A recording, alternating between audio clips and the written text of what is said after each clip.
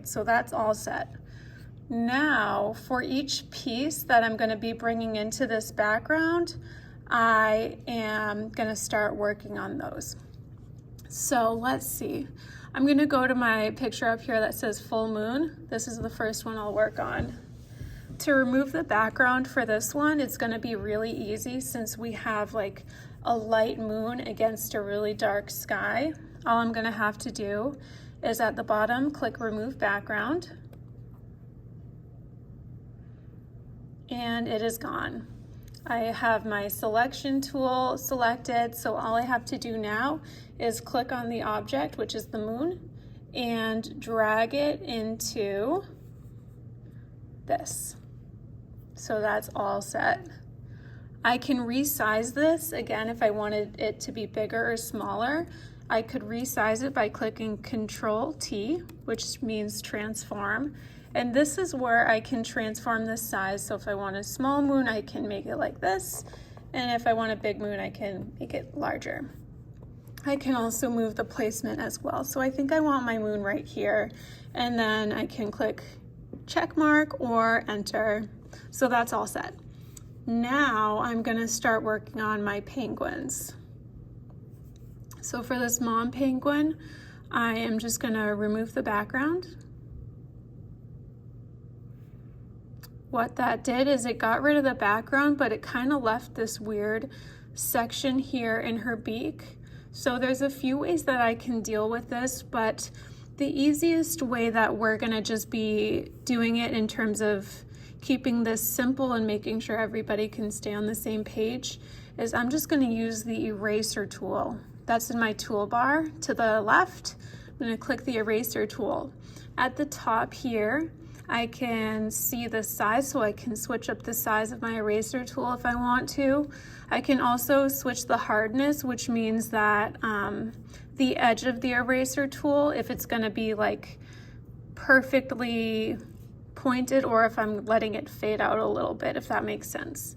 So this is, I think this will work for, actually, I wanna make it a little bigger than this so I can kind of see the size when I go in the beak. All right, so that looks good.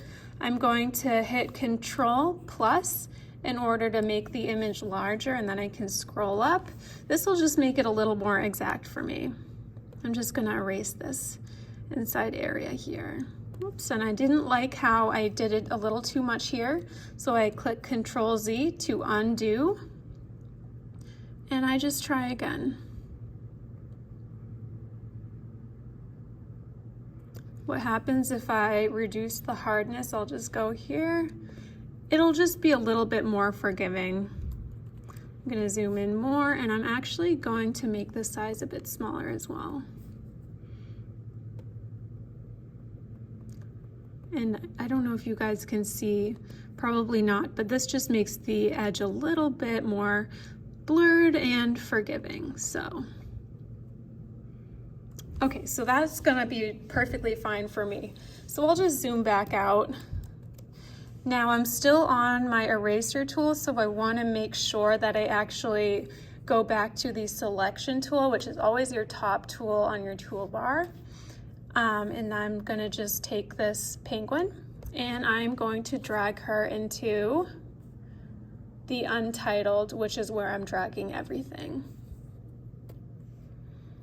Now, like if I want to, since I'm done with this up here, the city picture, I can just get rid of it just to have a little bit more space. And I don't need to save the changes here, okay? So now with the mom, I am gonna wanna make her smaller. I'm gonna hit Control T and adjust that size. Okay, so at this point, I'm just working on getting everything all onto the same canvas. So since I'm done with her, I click check or enter, and then I can just click on this and exit out of it, because I'm all done with that part now.